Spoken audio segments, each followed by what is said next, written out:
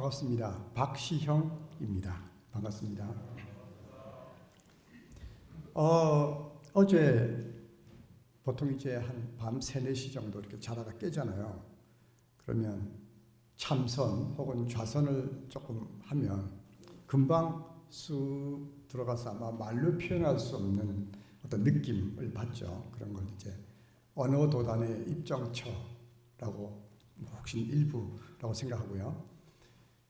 그리고 또 이렇게 마음이 안정되면 금방 또 자고 하죠. 근데 어제는 언어도단의 입정처에는 들어가지 못하고 뭐가 왔다 갔다 하는데 세전이 왔다 갔다 했어요. 아마도 유무초월의 생사문 같은 것일 거고요. 또 어떻게 보면 유쾌한 그런 생사문이죠. 그래서 어제 밤의 경험을 잠시 이렇게 쉐어하면서 세전에 대해서 조금 말씀드리도록 하겠습니다. 정산종사님의 아마 가르침, 쭉 계속된 가르침을 열반 후에 1962년도에 펴내는데 원불교에서 정산종사님은 마치 기독교의 사도 바울 아마가 비견될 정도로 개종사님의 가르침을 반석 위에 이렇게 둔 분이다. 그렇게 이야기할 수 있습니다. 원불교 창립 그리고 세전이 만들어진 그 어떤 배경을 간단하게 말씀드리면 제국주의 식민지 시대, 잔혹한 시대죠. 조선 500년의 중심 정신이었던 주자 가치관이 무너지는 시대. 그리고 민중들 우리 대부분 그 당시에 어떻게 할 바를 모르던 그런 시대에 원불교가 탄생했습니다. 그리고 세전 역시 광복이 되고 나서 한국 전쟁, 또 엄청난 갈등의 시대, 또 열등감의 시대. 전 1952년생이니까 열등감의 시대를 살아왔다고 생각할 수 있습니다. 그리고 혼란의 시대에서 세전이 탄생했다. 그렇게 간단하게 이야기 드릴 수 있을 것 같고요. 세전의 내용은 약 10장 정도로 구성되어 있고 아주 짧은 글인데 1장이 총서예요. 첫 서문을 이야기하는 것이고 다음에 사람이 태어나서 이제 뭐 교육도 받고 가정도 이렇게 꾸리고 또 사회 봉사도 하고 또 뭐 이렇게 남을 가르치기도 하고 그렇게 할 거 아니에요. 또 뭐 마지막에 있는지 모르지만 열반이라든지 휴양 이럴 때 사람이 어떻게 중심을 잡고 해나가야 되느냐 하는 어떤 중심 무엇 그걸 도라 그러잖아요. 서양의 모랄하고는 다르죠. 그죠? 도덕은 도라고 하는 중심을 갖고 있지 않으면 항상 흔들리고 일관되지 못하고 뜬 구름과 같다. 이런 것이죠. 그래서 원불교가 가르치는 도의 중심으로 해서 어떻게 하면 세상을 살아갈 것이냐 하는 것인데 제가 오늘 총서를 하고요. 다음에 아까 말씀드린 쭉 계속되는 내용 참 좋아요. 그 내용에 대해서 우리 아마 경강이 계속되는 것으로 알고 있습니다.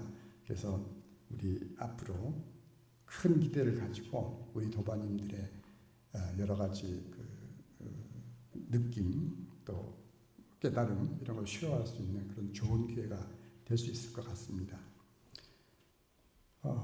세전에 대한 저의 경강, 총서에 대해서는 이 정도로 하고요. 네.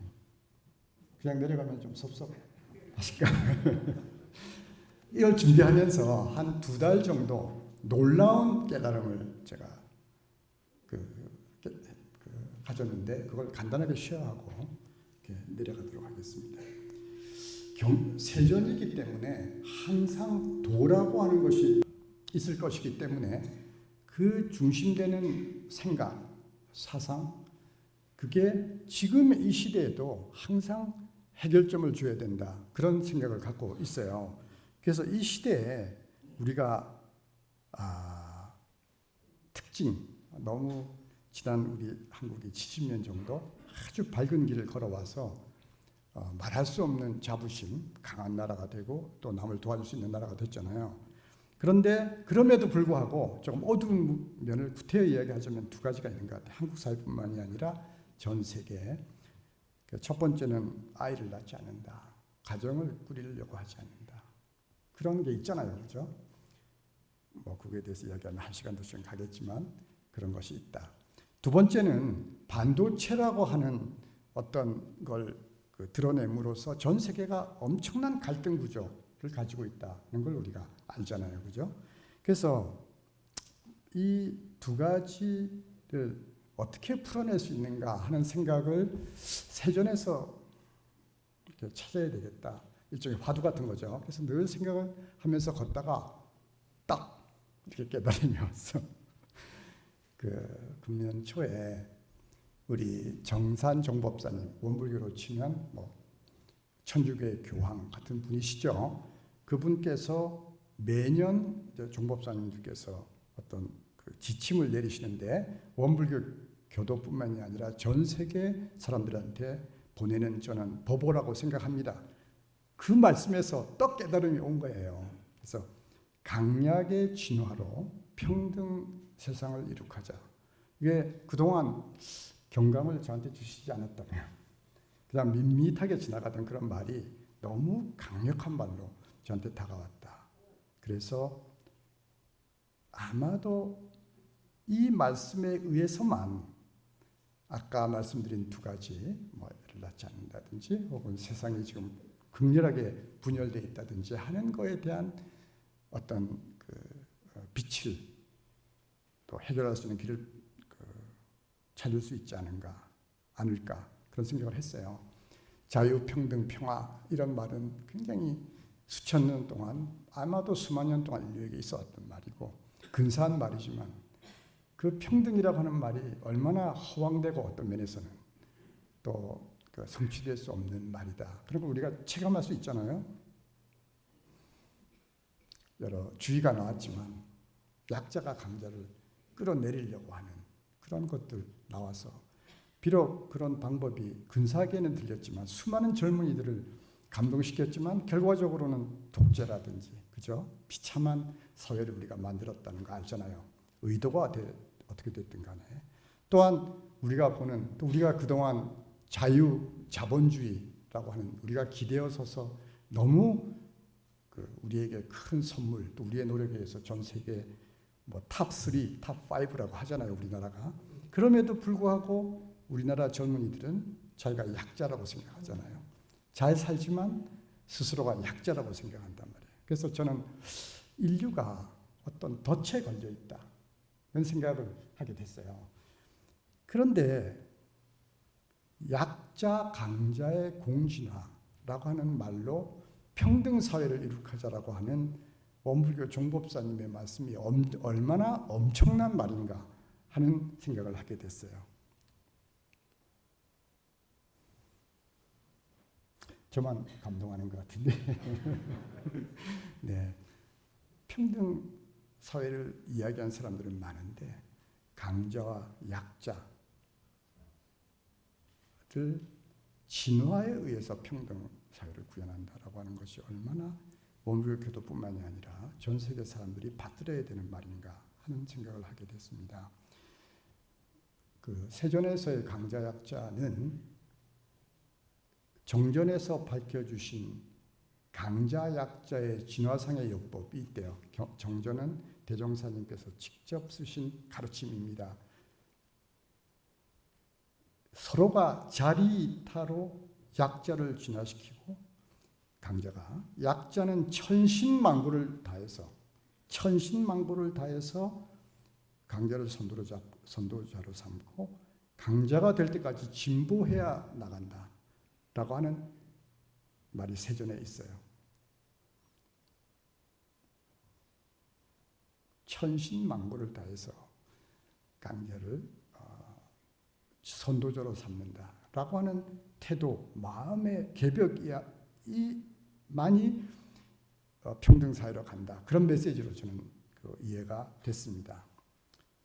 결론은 맺지 않고 간단하게 그동안 또 한일 관계 등이 다 거기에 엮여 있으면서 우리에게 많은 그 교훈을 주는데 우리 그동안 제가 반도체를 하면서 한 4, 50년간 수많은 일본 학자들, 일본 기업가들, 기술자들하고 대하면서 제가 지금 이야기하고 싶은 말을 간단하게 하고 끝내도록 하겠습니다.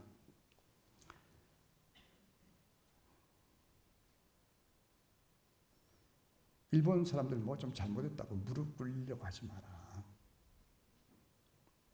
일본 사람들한테 하는 말 비슷한 것인데 얼마나 힘드냐. 사죄가 그렇게 쉬운 일이냐.